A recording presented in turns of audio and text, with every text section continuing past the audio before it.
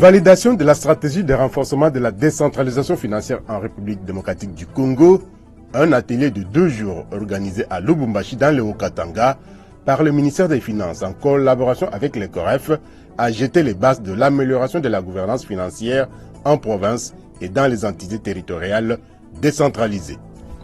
Et puis la prise en charge de la fiscalité indirecte dans le cadre des marchés publics à financement extérieur était au centre d'un autre atelier ici à Kinshasa d'un jour, ayant connu la participation des experts de la DGDA, DGI et DGRAD. Les détails de tous ces titres et bien d'autres dans le corps de votre magazine Fiscalité et Développement qui vous présente Muriel Makié-Seloutine.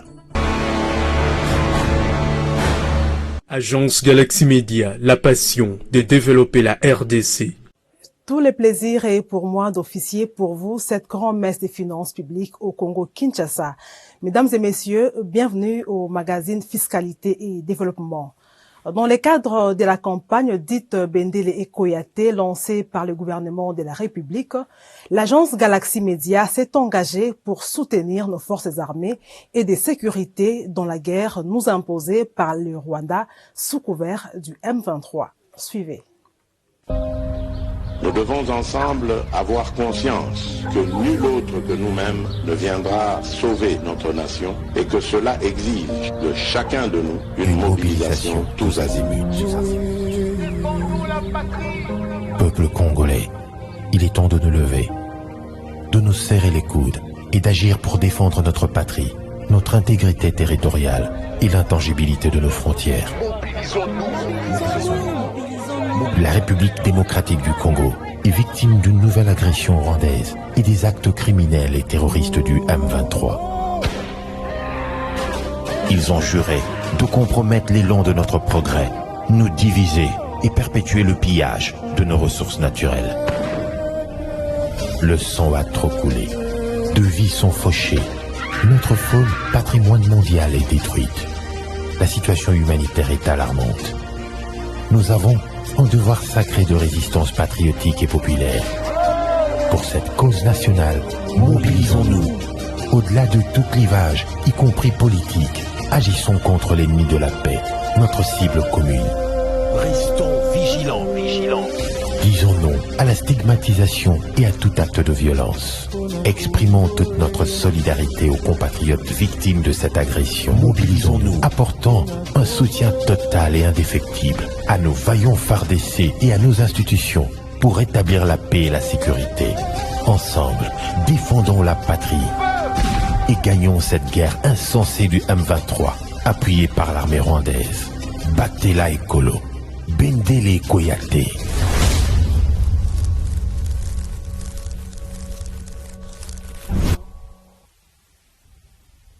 Le président de la République, Félix-Antoine Tshisekedi Tshilombo, s'est adressé à la nation samedi 10 décembre 2022 à travers les 2 chambres du Parlement réunies en congrès dans un discours sur l'état de la nation. Lors de cette adresse, le chef de l'État a indiqué que l'économie congolaise se porte bien dans son ensemble, avant de saluer les performances réalisées par les régies financières au cours de cette année 2022. Je vous propose de suivre le président de la République, Félix-Antoine Tshisekedi Tshilombo, dans cet extrait de son discours choisi par Geneviève Mizegele-Katengezia. Que dirions-nous de notre économie en 2022? Elle se porte de mieux en mieux. Vous vous souviendrez qu'il me soit permis du haut de cette tribune de saluer la performance dans la mobilisation des recettes publiques. Le 3e trimestre s'achève avec une performance significative en termes de recettes publiques, qui a permis l'augmentation des dépenses d'investissement sur fonds propres de l'ordre de 0,2% du PIB, soit près de 20% de réalisation de l'année.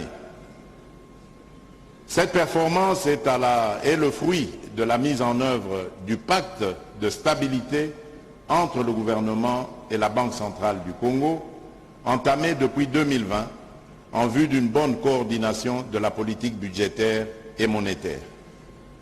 Ainsi, Malgré des tensions inflationnistes observées au niveau du marché des biens et services, du fait que l'économie congolaise soit frappée par une inflation largement importée, notamment via les prix internationaux des produits alimentaires et des carburants, la parité franc-congolais-dollar américain est restée globalement stable. Rendons-nous dans les Congos profonds pour parler de la stratégie de renforcement de la décentralisation financière en République démocratique du Congo, qui a été validée au cours d'un atelier organisé en collaboration avec les comités d'orientation de la réforme des finances publiques COREF. C'était du 7 au 8 décembre 2022 à Pullman, hôtel de Lubumbashi. Ouvert par le ministre des Finances Nicolas Kazadi et clôturé par le ministre d'État au budget Aimé Boji, ces travaux de validation de la dite stratégie ont comme objectif global l'amélioration de la gouvernance financière en province et dans les entités territoriales décentralisées. Les précisions sont de nos envoyés spéciaux à Lubumbashi, Didi Mavambu et Christian Kenina. Mercredi 7 décembre 2022, au chapiteau de Pullman Hôtel Lubumbashi, débute l'atelier de validation de la stratégie de renforcement de la décentralisation financière en République démocratique du Congo. C'est le ministre des Finances, Nicolas Kazadi-Kadima, qui donne le coup d'envoi de ces assises en présence de son collègue, le ministre d'État en charge du budget, Aimé Boji Sangara, des vice-gouverneurs du Haut-Katanga, du coordonnateur national du comité d'orientation de la réforme des finances publiques COREF, Godefroy Misenga Milabio, ainsi que de partenaires techniques et financiers à l'instar de la Banque mondiale, l'Union européenne, la coopération allemande et l'USAID. Cet atelier, organisé par le ministère des Finances en collaboration avec le COREF, concerne plus spécialement les ministres provinciaux des Finances et du Budget venus de toutes les provinces du pays. Cette stratégie de renforcement de la décentralisation financière en RDC vise globalement l'amélioration de la gouvernance financière et budgétaire au niveau des provinces et des entités territoriales décentralisées où beaucoup de faiblesses dans la régulation budgétaire et la gestion de la trésorerie sont observées. J'en appelle donc au sens du devoir de chacun d'entre nous ici présents pour donner à la République sa toute première stratégie de décentralisation financière, traduisant résolument en actes l'un des piliers constitutionnels de la gestion de notre État, à savoir la décentralisation comme mode de gouvernance de proximité. L'idéal est qu'on arrive à une gestion saine des finances publiques de manière à répondre positivement aux besoins réels des populations, des provinces et des entités territoriales décentralisées. Mobiliser les recettes est une chose, mais aussi il faut améliorer la qualité de la dépense publique. Donc, un autre axe important, c'est voir dans ces programmes-là comment les provinces doivent améliorer les processus budgétaires, respecter les procédures d'exécution du budget, mais aussi mettre en place une gestion saine de la trésorerie et restaurer la fonction comptable. Autre instant crucial au cours de la première journée de cet atelier, c'est la signature du protocole d'accord pour la mise en place d'un cadre permanent du dialogue sur la gouvernance financière en province et dans les ETD entre d'une part le ministre des Finances et celui du budget et d'autre part les ministres provinciaux ayant dans leurs attributions les finances et le budget. Et pour permettre une parfaite collaboration entre le ministre provincial des Finances, budget et le ministre national des Finances et budget, les deux parties ont signé un protocole d'accord mettant en place un cadre permanent de dialogue, une instance de discussion d'échange sur les questions pertinentes qui touchent la gouvernance des finances publiques en province. La cérémonie protocolaire terminée, les ministres provinciaux, les experts du COREF, des ministères sectoriels notamment du budget, des finances et de la décentralisation, ainsi que les organisations de la société civile et les délégués des partenaires techniques et financiers, se mettent directement au boulot. Ils n'ont que quelques heures pour réfléchir autour de 8 axes, parmi lesquels la mise en place de la fonction publique provinciale et locale, le renforcement du système fiscal et des transferts des ressources, la réforme budgétaire et gestion de la dépense, le renforcement de la gestion de la commande publique, le développement de la fonction comptable et renforcement de la gestion de la trésorerie, le renforcement du système de contrôle de finances publiques provinciales et locales, la promotion de la gouvernance participative des finances publiques et enfin la numérisation du système de gestion des finances publiques provinciales et locales.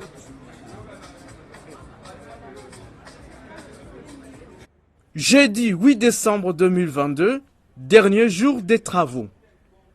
Les participants, constitués en 2 groupes de travail, présentent leur rapport en plénière moyennant quelques amendements devant le ministre d'État en charge du budget Aimé Boji Sangara.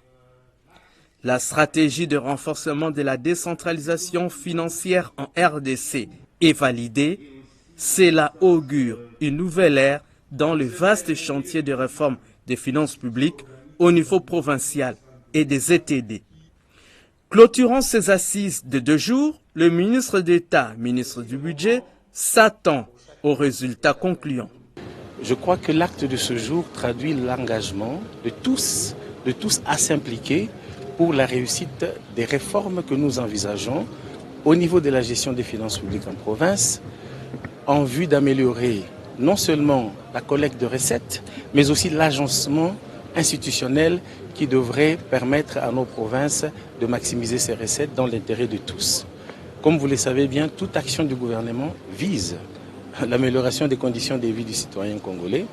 Et donc nous pouvons, à travers le cadre de le mécanisme plutôt permanent de collaboration et de dialogue que nous avons mis en place ce jour, espérer que le dialogue va se poursuivre, les échanges vont se poursuivre et les actes de réforme seront donc au rendez-vous pour permettre à nos provinces enfin de pouvoir se lancer sur la voie des développements et à travers les recettes qu'ils vont pouvoir générer pour le bien-être de tous, comme je viens de le dire.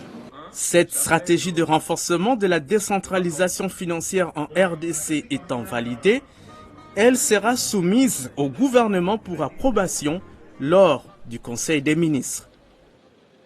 La validation de la stratégie de renforcement de la décentralisation financière en RDC est globalement saluée par le ministre provincial des Finances et Budget, venu de toute l'étendue de la République. On les écoute au micro de Didi Mavambono Mbolo-Pépé. Ces réformes vont aider les jeunes provinces, toutes les provinces, surtout à savoir mobiliser les recettes propres. Parce que là, ça va épargner nos provinces à aller emprunter, prendre des dettes insoutenables qui mettent en risque les trésors publics. Il y a toujours réclamation de la retenue à la source ou rétrocession, parce que c'est ça la Constitution. Mais avec ces assises, ça nous a permis à être en contact directement avec les intervenants pour que nous puissions comprendre la réalité des choses. Parce qu'à chaque fois où quand il n'y a pas collaboration, on peut toujours avoir des lacunes. Mais avec ces assises, ça nous a permis à comprendre et à matérialiser certains de ce que nous pouvons nous dire rétrocession. Parce que c'est un acte constitutionnel qui doit revenir à la province. La décentralisation n'a profité qu'aux provinces qui existaient déjà. Mais avec la réforme que nous venons de bénéficier aujourd'hui, nous sommes rassurés que nous mettrons en pratique tout ce que nous avons appris ici, dans notre province, pour essayer de relever les niveaux de nos recettes, les niveaux, améliorer les conditions des dépenses que nous engageons dans les différentes provinces. Il y a eu plusieurs propositions, des réformes qui ont été proposées aux participants. Et nous avons essayé d'apporter aussi notre expertise. Nous, par exemple, au niveau de la province du Kasaï central, nous avons essayé de faire comprendre que quand on élabore, par exemple, les budgets, il y a lieu de pouvoir toujours approcher toutes les parties prenantes, c'est-à-dire les organisations de la société civile, les partenaires techniques et financiers, à valider l'avant-projet du budget. Voilà la contribution que Kasaï central venait d'apporter à ces assises. La province de l'Ituri vient de s'approprier la stratégie mise en place par le gouvernement central. Ça veut dire en sortant d'ici, nous avons le sentiment d'avoir adopté à ce stade la stratégie nationale visant le renforcement de la décentralisation financière à notre profit, nous, province de l'Ituri. Nous avons donné notre quitus et nos observations et nous pensons que le COREF va l'intégrer fidèlement pour que cette décentralisation voulue par nous sur le plan financier soit effective et permette à nos provinces ou à nos entités de pouvoir relever les défis du développement, parce que le développement, qui dit développement dit ressources, et que le transfert des ressources tel que prévu par cette approche va nous profiter à ce sens que enfin nous allons devoir bénéficier de ce qui nous revient de droit de par les mobilisations que nous faisons des ressources nationales en province. Restant dans la ville de Lubumbashi, où les tenanciers des parkings des ventes des véhicules sont désormais autorisés d'évacuer à leurs occupations. La douane vient enfin d'élever la saisie opérée sur les 1145 automobiles scellées pendant 3 semaines. Les explications sont de Lambert Yuma Ramazani, notre correspondant permanent dans les Grands Katanga. Poursuivis pour fraude douanière et contrebande, les revendeurs des véhicules dans les différents parkings de Lubumbashi dont les marchandises ont été scellées en date du 10 novembre 2022 peuvent enfin librement vendre leurs produits. La douane a en effet procédé en date du 5 décembre 2022 à la levée de mesures d'interdiction de vente. Une levée de scellés annoncée à la parade du lundi 5 décembre courant par Narcisse Pambou, sous-directeur de la brigade douanière du Katanga, qui nous donne ici les statistiques de l'opération. Coup de poing sur les parkings de véhicules à Lubumbashi. On a fait une grande opération avec les véhicules qui sont vendus dans les différents parkings. Vous vous rappelez que nous avions eu à saisir, à titre conservatoire, 1145 véhicules et nous sommes arrivés à la fin de l'examen de tous les dossiers. Je voudrais vous annoncer le résultat, même si c'est encore provisoire. Parce que jusque-là, le travail qui a été fait, ce travail a ressorti 736 véhicules sans déclaration, c'est-à-dire des véhicules qui sont entrés en contrebande. Et 328 véhicules avec déclaration. Vous comprenez que si aujourd'hui on peut avoir plus de 700 véhicules entrés en contrebande, quelque part aussi, je voudrais m'attaquer aux éléments de la brigade qui sont le long de la frontière ou qui sont sur la route. Parce que ces véhicules ont quitté les frontières jusqu'à arriver à Lubumbashi sans être interceptés. La douane, nous avons plusieurs missions, notamment les missions fiscales et économiques, qui nous permettent respectivement de mobiliser les recettes pour les comptes trésors publics et aussi protéger l'espace économique du pays en renforçant les normes au niveau de toutes les frontières. Et la brigade joue un rôle assez important parce que la brigade est en amont, au milieu et en aval. Donc la brigade contrôle la chaîne. Alors il faudrait que nous puissions tous nous engager dans cette lutte pour que ce contrôle se fasse avec beaucoup d'abnégation et arriver à hisser plus haut les niveaux de nos recettes. Cette opération pourra verser à terme une bagatelle d'au moins $1 million américains dans les caisses du Trésor public. Jeanne-Blandine Kawanda, directeur général de la DGDA, et René Kalala, directeur provincial de la DGDA Katanga, mettent toutes les batteries en marche et des bouchées doubles pour atteindre les assignations sur les $15 milliards américains. Pour le budget exercice 2023 que s'est assigné le gouvernement. Toujours à la DGDA, mais cette fois-ci ici à Kinshasa, une importante cargaison composée de centaines de sacs de riz en provenance de la République du Congo a été saisie mardi 6 décembre 2022 à 22h54 via le port de Bosekota par les éléments de la brigade et lutte contre la fraude à la DGDA Kinville avec l'appui de la police nationale congolaise. Ce port illégal de Bosekota est devenu pratiquement la plaque tournante de la criminalité transfrontalière, de la fraude et de la contrebande. Plus de détails dans ce reportage signé Jocelyn Baba et Fonfon Makitudoma. Nous sommes au camp de l'unité de la police du groupe mobile d'intervention Gémi Alpha Oudjana, basé dans la concession STIC au quartier Kingabwa dans la commune de Limeti.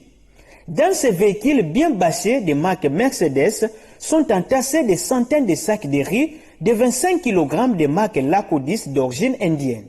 Ces marchandises en contrebande ont été saisies mardi 6 décembre 2022 à 22h54 grâce au concours légendaire du sous-directeur en charge de la brigade et lutte contre la fraude à la DGDA Kinville, Donatien Kassamba Kalonda Chamouyi, avec l'aide des éléments de l'unité de la police du Gémi de Kingabwa. En provenance de la République du Congo par le supermarché Sarel de Pointe-Noire, ces sacs de riz importés en contrebande ont franchi la frontière nationale sans déclaration et très loin des bureaux de douane au port de Bosekota à Kingabwa Limeti. Et pourtant, ces ports ne disposent même pas d'infrastructures adéquates et figurent sur la liste des ports illégaux interdits d'exercer des activités d'import-export. Une manœuvre rendue possible avec le soutien d'un colonel de la police nationale congolaise non autrement identifié, se considérant comme l'homme le plus puissant qui a fait de ce port de Bosekota la plaque tournante de la criminalité transfrontalière, de la fraude, de la contrebande et de la corruption. Ce colonel aurait tenté de corrompre son collègue de l'unité Gémi de Kingabwa Limité, mais sans succès, ce dernier se conformant aux instructions fermes et strictes du sous-directeur Donatien Kassamba Kalonda Chamouyi. Ces actes de contrebande sont malheureusement très fréquents. Le plus souvent, ces criminels économiques accostent d'abord au niveau des îlots pour aborder ensuite très tard dans la nuit quelques ports légaux ou illégaux de Kinshasa. Mais la DGDA Kinville, dirigée par le directeur provincial Kankou Tambwe Evaris sous le haut commandement de la directrice générale de la DGDA Jeanne Blandine Kawana Walouom, ne se fatiguera jamais de traquer et dissuader tous les cas de contrebande.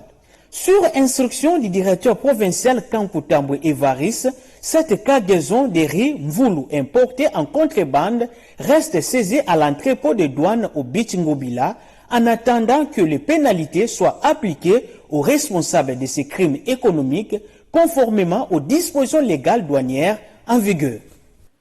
Et puis, la prise en charge de la fiscalité indirecte dans le cadre de marchés publics à financement extérieur a été au centre d'un atelier d'un jour organisé par le ministère des Finances vendredi 9 décembre 2022 au Salon Rouge de l'immeuble du gouvernement. Les experts de la DGDA, DGI et DGRAD étaient présents à cet atelier pour donner les plus amples renseignements et éclairer la lanterne de participants. La DGDA était représentée à ces travaux par le directeur général adjoint en charge de la technique Bernard Kabessé. Témoins de l'événement, Ruth Kambaji et Armen Goma. Objectif de cet atelier était d'identifier de manière exhaustive tous les goulots d'étranglement dans les circuits de prise en charge de la fiscalité indirecte dans le cadre des marchés publics à financement extérieur. L'administration douanière est appelée à collecter les droits des douanes et d'accises dans ce sens.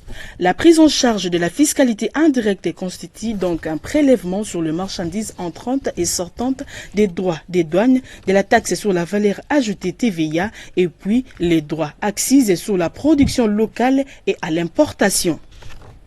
C'est dans ce sens que la douane est chargée de déterminer l'exactitude des montants des droits taxes déclarées par les bénéficiaires de marché concernés en vue d'évaluer la contrepartie de la République dans le financement de ces projets.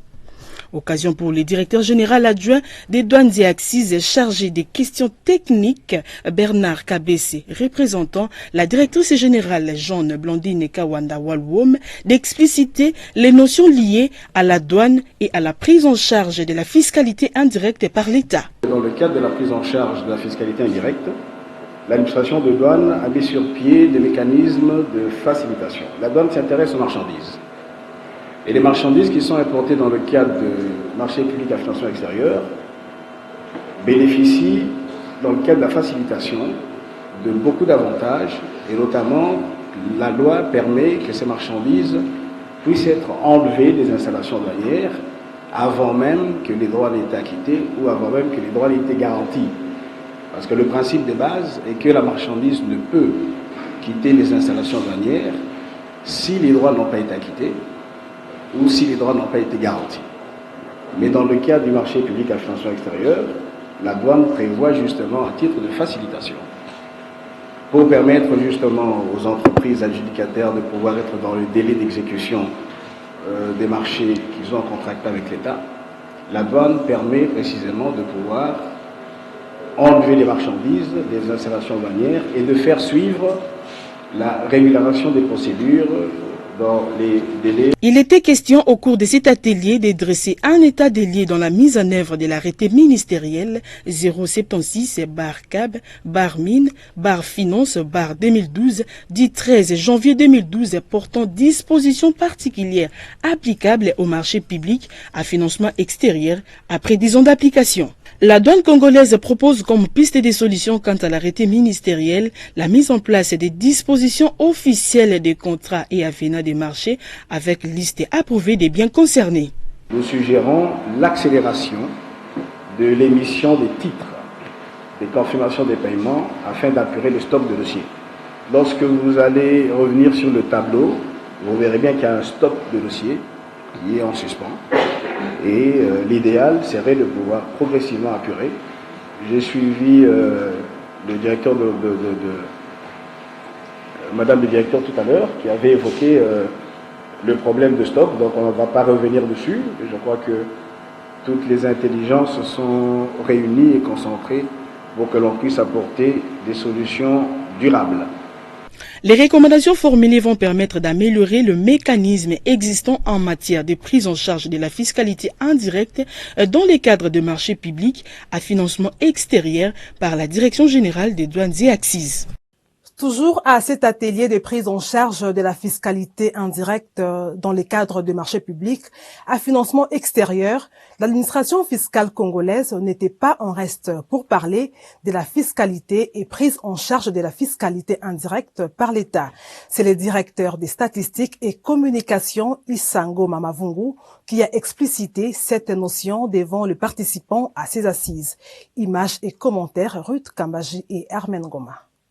Fiscalité et prise en charge de la fiscalité indirecte dans les cadres de marchés publics à financement extérieur, l'administration congolaise des impôts s'est livrée également par la bouche du directeur des statistiques et communications Isangoma Mavungu d'apporter la lumière au cours de cet atelier pour dresser l'état des lieux dans la mise en œuvre de l'arrêté ministériel 076/CAB/Mine/Finance/2012 du 13 janvier 2012 portant dispositions particulières applicables au marché public à financement extérieur après 10 ans d'application. L'administration fiscale congolaise s'étant lancée depuis lors dans la simplification et la modernisation du système de la fiscalité indirecte en introduisant la taxe sur la valeur ajoutée TVA moderne, génératrice des recettes pour les trésors publics. C'est avant de procéder à des réformes du système fiscal en améliorant les procédures de contrôle et en renforçant les capacités et moyens des services. Le directeur des statistiques et communications à la DGI, Isango Mamavungu, a spécifié dans son intervention que cette fiscalité indirecte est comprise comme tout marché public des travaux, des fournitures ou des services financés en tout ou partie par les ressources d'emprunt ou dons extérieurs obtenus par l'État, les collectivités locales et les établissements publics, quel qu'en soit le montant, la nature ou la procédure des passations. La fiscalité indirecte, en fait, c'est une fiscalité qui se situe au niveau de la consommation, au niveau de la consommation des revenus. C'est-à-dire qu'une fiscalité qui accompagne toutes les dépenses. Et vous comprendrez que dans les projets est appelé à faire des dépenses. Et dans la dépense, l'impôt par excellence, c'est la TVA qui est collectée par la DGI. Mais il y a encore les autres impôts comme les droits de douane, les droits d'accise et les autres taxes aussi qui peuvent être perçues éventuellement lors de l'accomplissement de certaines opérations. Parce que par opération, il faut plus entendre les achats que doivent faire les gestionnaires des projets, des achats des biens et des services. Et c'est cette fiscalité qui grève ces achats des biens et services qu'on peut appeler d'une manière ordinaire comme la fiscalité indirecte. Dans le cadre de cette fiscalité indirecte gérée par la DGI, la taxe sur la valeur ajoutée TVA et cet impôt indirect sur lequel l'administration fiscale compte et qui contribue au renflouement de cette caisse de l'État. Toutefois, les recommandations formulées par la DGI vont contribuer à l'amélioration davantage la collecte de cet impôt indirect tout en élargissant l'assiette fiscale et maximiser les recettes fiscales pour le compte général du Trésor public. Terminons ce chapitre de l'atelier sur la fiscalité indirecte dans le cadre des marchés publics à financement extérieur avec la DGRAD, qui a été représentée par Madame Émilie Tshilunde, coordonnatrice à la direction générale de cette régie financière. Retrouvons une fois de plus Ruth Kambaji et Armen Goma dans un reportage commenté par Marlène Bassoussou-Sessakoum. Il était question pour Madame Émilie Tshilunde dans son intervention de spécifier les actes générateurs de recettes non fiscales de l'État face au marché public à financement extérieur consistant à mieux cerner les exonérations dans les secteurs de ces marchés.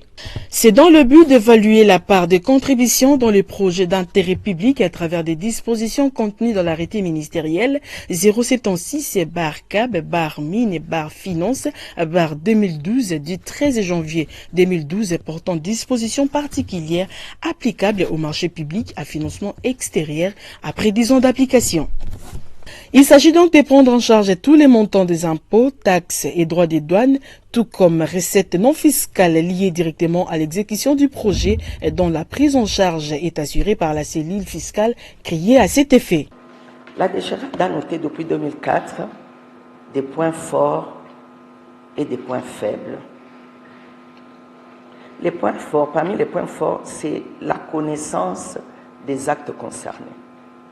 Par le décret, il nous est dit que les actes concernent les taxes à l'importation et les autres taxes diverses, les taxes diverses à l'intérieur, sans détermination. Mais nous comprenons qu'il s'agit des actes générateurs des recettes qui sont contenus dans la nomenclature portée par l'ordonnance loi numéro 18/003 de mars 2018, telle que modifiée et complétée à ce jour. Mais au sein de la cellule, ceux qui sont reçus, c'est surtout des dossiers santé publique, agriculture, pétentique, énergie, hydrocarbures et transport. C'est surtout ces secteurs-là qui envoient les projets dans ces secteurs-là qui envoient les demandes de prise en charge. Il suffit donc pour nous, formellement, de vérifier la conformité de la demande du bénéfice de la prise en charge avec la nomenclature. La Direction générale des recettes administratives et judiciaires domaniales et des participations des DGRAD a fait des propositions comme piste et des solutions quant à la prise en charge de la fiscalité indirecte dans les cadres de marchés publics à financement extérieur prévus dans l'arrêté et conformément à la législation en vigueur, tout en luttant au blanchiment des capitaux, au financement du terrorisme et à la prolifération des armes des destructions massives sur les zones économiques spéciales, la protection des industries, les exonérations et la sous-traitance. 1800 milliards de francs congolais, telle est la taille du projet des dits budgétaires de la ville-province de Kinshasa pour l'exercice 2023 présenté par le gouverneur Chantini Ngobilambaka devant l'Assemblée provinciale de Kinshasa. Devant le président Godempoy et les élus provinciaux, le premier citoyen de la ville a promis de booster son gouvernement à multiplier les efforts de mobilisation des recettes afin de poursuivre la mise en œuvre du programme quinquennal du gouvernement provincial, notamment sur les plans sanitaires et humanitaires, économiques, financiers et social. Dans le même ordre d'idées, au Congo central cette fois-ci, le gouverneur Guy Bandou a procédé lui aussi au courant de la semaine qui vient de s'achever devant l'Assemblée provinciale à la présentation du projet des dits budgétaires exercice 2023 chiffré à un peu plus de 341 millions de dollars américains. Images et commentaires de notre correspondant permanent au Congo central basé à Matadi, Jacques Mapembe, dans ses commentaires de Roger Misamo.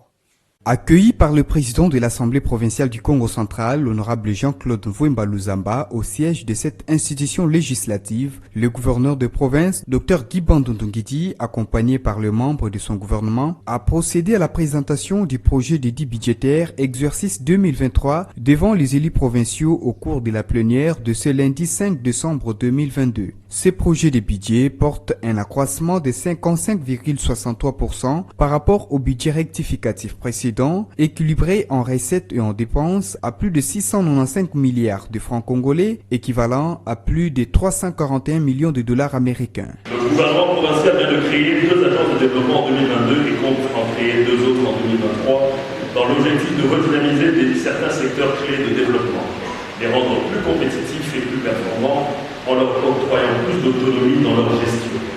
Il s'agit de l'Agence de développement en milieu rural du Congo central, l'Agence de développement du numérique du Congo central, l'Agence de promotion de l'énergie du Congo central, l'Agence de promotion de l'éducation du Congo central. Honorable Président, honorable membre du bureau, honorable député provinciaux, je voudrais relever, avant de clore mon propos, que dans chaque outil budgétaire adopté par votre auguste Assemblée devient un acquis législatif de plus qui enrichit votre institution et vos archives. Sur le plan du fond, le projet d'équilibre budgétaire de la province du Congo central pour l'exercice 2023 est présenté en équilibre, en recettes et en dépenses à 695 milliards 888 950 897 francs congolais, équivalent à 341 974 216 dollars américains, soit un accroissement de 55,63% par rapport au budget rectificatif de l'exercice 2022. Du haut de la tribune, le gouverneur a fait part à l'Assemblée plénière les problèmes et réalités auxquels son gouvernement a fait face dans l'exécution du budget précédent. Après ses réponses aux préoccupations des élus provinciaux, ce projet de dit budgétaire a été adopté tard dans la soirée sous la satisfaction des représentants du peuple. Le projet du budget de la province du Congo central, exercice 2023 est déclaré recevable. Il sera envoyé à la commission ECOFIN pour son examen approfondi. Retour dans la capitale avec l'inspection générale des finances qui appelle le peuple congolais à s'unir contre la prédation financière pour le bien-être collectif. Tel est d'ailleurs l'essentiel du message de l'inspection générale des finances, IGF, à l'occasion de la journée internationale de la lutte contre la corruption, célébrée le 9 décembre 2022 dernier. Regardez. Pour un bien-être collectif, le peuple congolais, le Parlement, le gouvernement, la société civile, les organes de contrôle, les cours et tribunaux, tous ensemble derrière la vision du chef de l'État dans la lutte contre la prédation financière dans la gestion publique. Corruption zéro, bien-être pour tous assuré. Message de l'IGF à l'occasion de la journée internationale de la lutte contre la corruption. Le Fonds de promotion de l'industrie FPI et l'Agence nationale de l'entrepreneuriat congolais, ANADEC, ont procédé lundi 5 décembre dernier à la signature d'un protocole d'accord déterminant les modalités des reversements de la quotité de la taxe de la promotion de l'industrie TPI à l'ANADEC. Il ressort de ces protocoles que le FPI devra rétrocéder 5% de la TPI à l'ANADEC. Images et commentaires de nos confrères de la cellule de communication du FPI.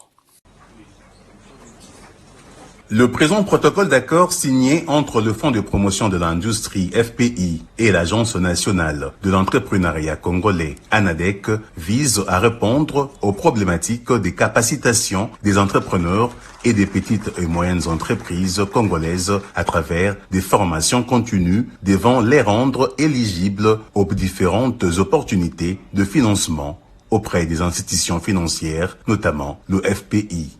La finalité est de faciliter l'éclosion des entrepreneurs congolais évoluant majoritairement dans l'informel. Une réalité qui demeure la source de freinage au développement de l'entrepreneuriat en République démocratique du Congo. À cela dit, le FPI devra verser chaque mois à l'ANADEC 5% du montant collecté de la taxe de promotion de l'industrie, la TPI. Cette quotité sera destinée à la réalisation des activités de la promotion de l'entrepreneuriat national, cela conformément à la loi sur la TPI et à la politique du gouvernement. Une collaboration saluée par le directeur général du FPI, Bertin Moudimou Tshisekedi. Le fonds de promotion de l'industrie est là pour assurer la promotion de l'industrie congolaise.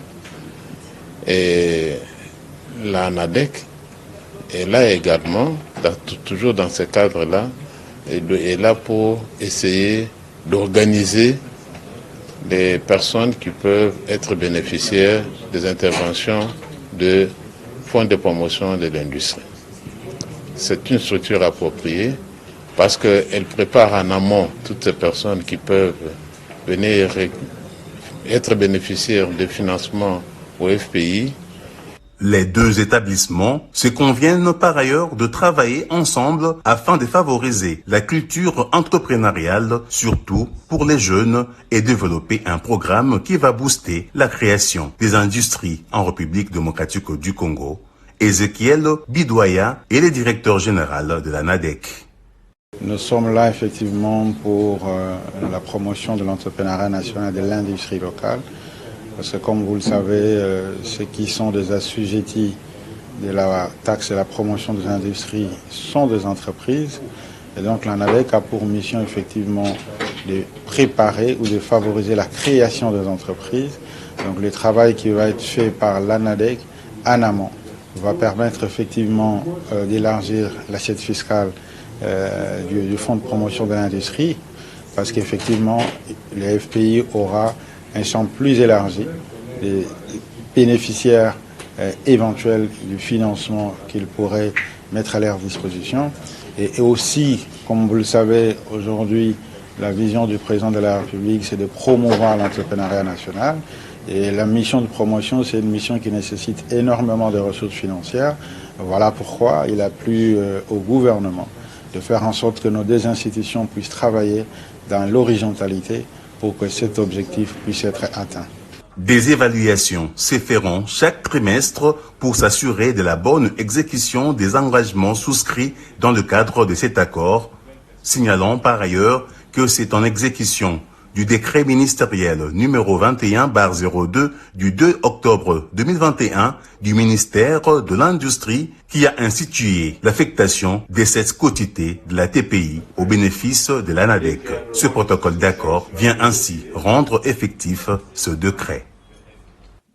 Le ministre intérimaire de l'économie nationale, Nicolas Kazadi, a visité ce samedi 10 décembre 2022 les installations de la société Palmco, filiale du groupe Angel. Fabien Luboulou Bakayaka, Landrine Nyangui et Mitterrand Biya étaient de la partie pour le compte de votre magazine Fiscalité et Développement. C'est vers le coup de 14 heures, bravant un soleil caniculaire, que le ministre ad interim de l'économie, Nicolas Kazadi, est arrivé dans les installations de Palmco, un géant dans l'alimentaire et le sanitaire installé à Kingabwa-Limeti. Objectif de cette visite, s'assurer que le stock des produits de ces sociétés vont permettre à la population congolaise de bien célébrer les festivités de fin d'année sans rupture de stock et spéculation. Eh bien, je voulais d'abord me rassurer que tous les chiffres qui m'ont été communiqués sont confirmés par la réalité. Et de ce point de vue, je suis totalement rassuré. Les principaux importateurs et revendeurs que j'ai rencontrés m'ont permis de toucher du doigt la réalité de leur stock. Nous avons des stocks importants qui vont couvrir toute la période des fêtes et bien au-delà des fêtes. Et donc, il n'y aura aucun problème d'approvisionnement pendant cette période. Je me réjouis également d'apprendre que, pas seulement pour Kinshasa, mais pour l'ensemble du pays à l'intérieur, des stocks ont été positionnés à travers l'ensemble du territoire. Donc, nous allons aborder cette période de fête dans la sérénité. Je demande à tous les opérateurs économiques d'éviter toute forme de spéculation parce que cela n'est absolument pas justifié. Bien au contraire, on devrait assister à une stabilité ou tout au plus à une baisse des prix parce que C'est ça l'évolution des prix au niveau mondial. Et la stabilité ici au niveau macroéconomique est assurée, donc il ne devrait pas y avoir de hausse de prix en cette fin d'année. Occasion pour le patron des Palmco de vanter ces produits qui allient l'impératif des qualités-prix accessibles à toutes les bourses. Pour en avoir le cœur net sur le stock des produits, le ministre Nicolas Kazadi a visité, sous les explications du DG des Palmco, l'entrepôt où sont emmagasinés des stocks disponibles prêts à être mis sur le marché. Heureux de constater que le stock disponible est suffisant pour approvisionner les marchés de Kinshasa et même de l'intérieur, le ministre AI de l'économie a invité les jeunes entrepreneurs congolais à fournir la matière première pour que ces usines puissent tourner suivant les capacités installées. Neti awa na Palmco isika na uti ba efsinga ke balukaka nani huile de palme oyo bazozwa ezo kokate to bakisi nguba baza na besoin ya minimum ya 100 tonnes par mois bazokoka kozwa kaka 30 tonnes. Donc wapi ba congolais oyo bakoki kolona nguba baya kotekela bango 100 tonnes chaque mois bango pe bazwa mbongo bakende liboso. Donc pasi na biso parfois ezali biso moko so to sali to koki ko balusango ekomi situation na biso. Selon le patron des Palmco, son entreprise est déterminée à lutter contre la pauvreté et le chômage qui sont son cheval de bataille en République démocratique du Congo. Pour preuve, toute la main-d'œuvre est congolaise et des jeunes journaliers congolais sont employés chaque jour dans ces usines et tous ces produits sont fabriqués à base des produits du terroir congolais par des Congolais. Bouclons ces magazines avec l'évolution des cours des principales matières premières sur les marchés internationaux au deuxième fixing d'ici samedi 10 décembre 2022. Ruben Mayoninsia Kiyunga pour les détails.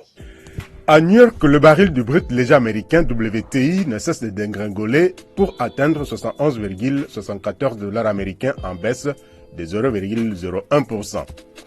Hausse par contre de 0,35% à Londres où le baril du Brent s'est négocié à 76,78 $ américains selon le site prixdubaril.com. Le prix du baril de West Texas Intermediate WTI, variété américaine de référence, a poursuivi sa dégringolade vendredi et frôlé le seuil symbolique de 70 $ américains qu'il n'a plus franchi depuis près d'un an. Côté gaz naturel, le kilowattheure s'est vendu à 625 $ américains, soit une baisse de 0,98%.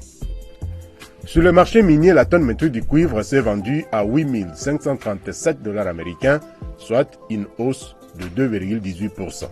La tonne métrique du cobalt, quant à elle, est restée stable dans le vert à 0,00%, se négociant à 51 500 $ américains. L'once d'or est également stable à 0,00%, la tonne se vendant à 1796,41 $ américains. La tonne métrique du minerai de fer s'est située à 110,48 $ américains, en hausse de 0,99%. Celle du coltan n'a pas bougé des prix, c'est maintenant à 114 000, restant stable dans le vert à 0,00%. Enfin, la tonne métrique du lithium a coûté 1035 $ américains, en baisse de 6,32%. Côté céréales, la tonne du maïs a coûté 635 $ américains, en hausse de 0,12%. Hausse également du prix du riz de 0,09%, la tonne s'est négociant à 16,72 $ américains. Baisse par contre de 1,59% du prix du blé, la tonne se vendant à 713 $ américains. Pour les autres produits agricoles, la tonne du café a coûté 158 $ américains, soit une forte hausse de 26,88%. La tonne du cacao s'est vendue à 2504 $ américains, en forte hausse de 8,02%, une hausse encouragée par la campagne cacaoyère qui touche déjà à sa fin, le Conseil du prix Café Cacao ayant augmenté les prix pour mieux payer les planteurs de la Côte d'Ivoire et du Ghana, deux pays d'Afrique de l'Ouest qui représentent environ 60% du cacao mondial. Enfin, la tonne du coton s'est négociée à 83 $ américains, soit une forte baisse de 21,11%, justifiée par la consommation du coton en berne dans le monde, faute de demande des industries et sous l'effet des stocks importants, les filatures achetant de moins en moins les cotons. Mesdames et messieurs, ces magazines Fiscalité et Développement est ainsi terminé. Merci à toute l'équipe rédactionnelle et technique qui a concouru à la production de ces magazines. Quant à moi, je vous retrouve très prochainement. Au revoir et à très bientôt.